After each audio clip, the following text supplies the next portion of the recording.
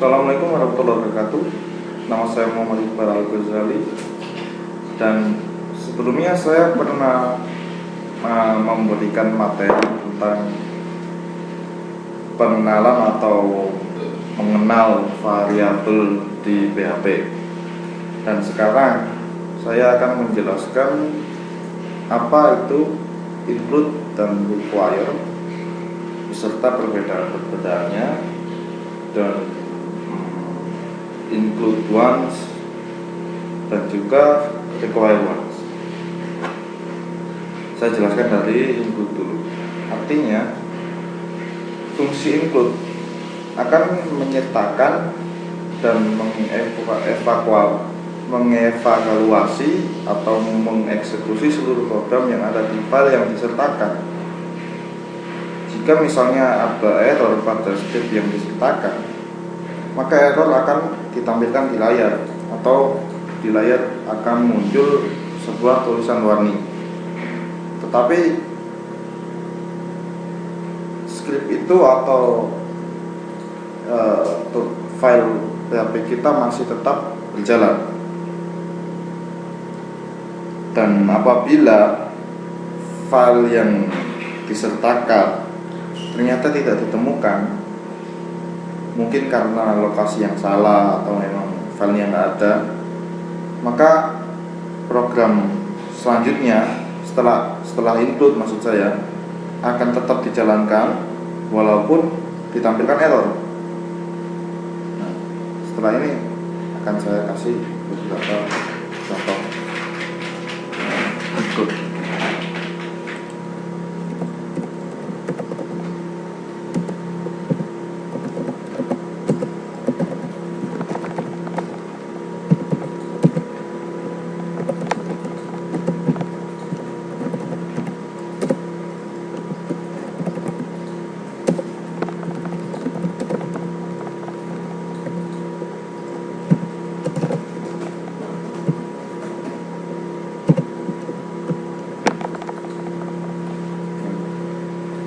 Di sini saya menuliskan file yang belum pernah tersimpan di komputer saya. Contohnya ini kita bisa ganti apa aja semua kita. Contoh kecil saya menulis ini apa aja. Nah, mari kita save. Nah, di sini kita bisa melihat tulisan warning. Ini karena file yang saya masukkan barusan itu tidak ada, jadi makanya keluar tulisan warning ini, atau nah ada dua baris seperti ini. Setelah ini saya akan mencoba untuk menyembunyikan tulisan warning tersebut.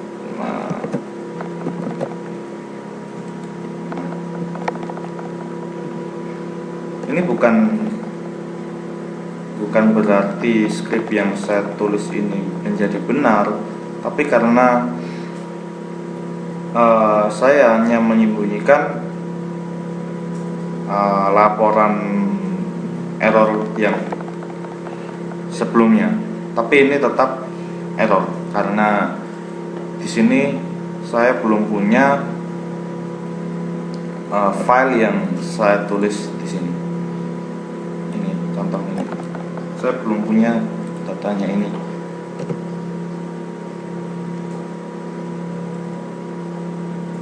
Setelah itu, saya akan menjelaskan apa itu require.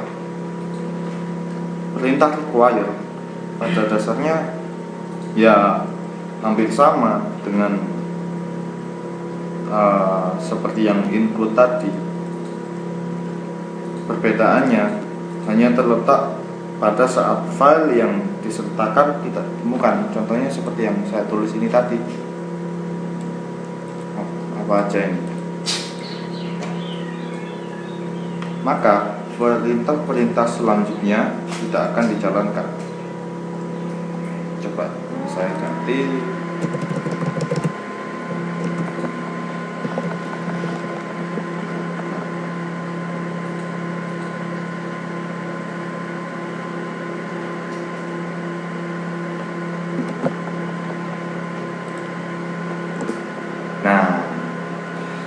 kita bisa melihat fatal error. Beda dengan yang include tadi, hanya sekedar warning. Kalau jika kita menggunakan require, di sini akan tertulis fatal error dan setelahnya tidak bisa dieksekusi. Ini karena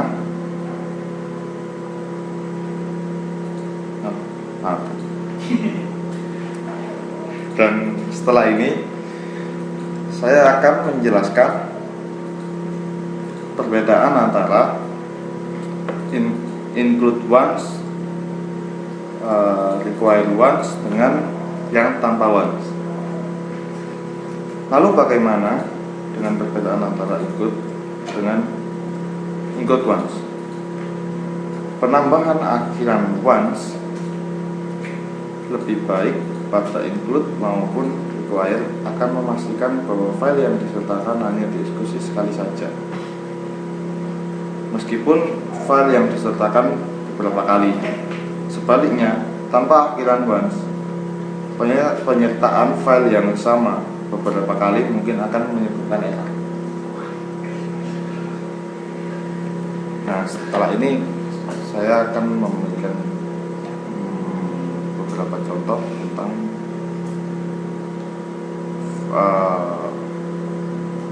require once.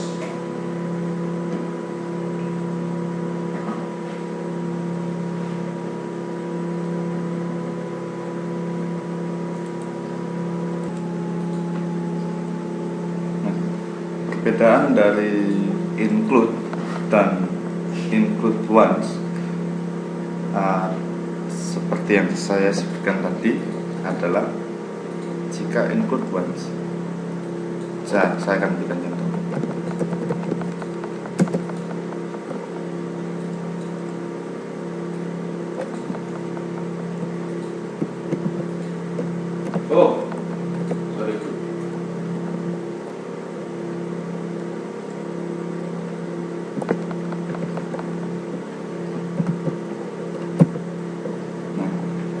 Kita bisa copy ini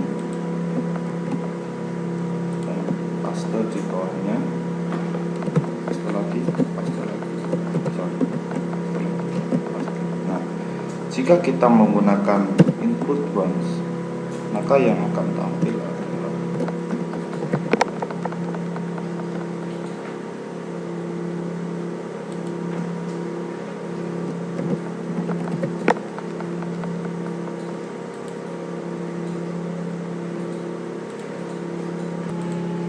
jika kita menampilkan include meskipun ini lebih dari satu, apabila ini include once, maka apa yang akan tampil? Mari kita lihat sama-sama. Nah, ini hanya akan muncul satu. Inilah perbedaan antara include dengan include once. Meskipun kita tulis lebih dari satu, kita tambahin lagi.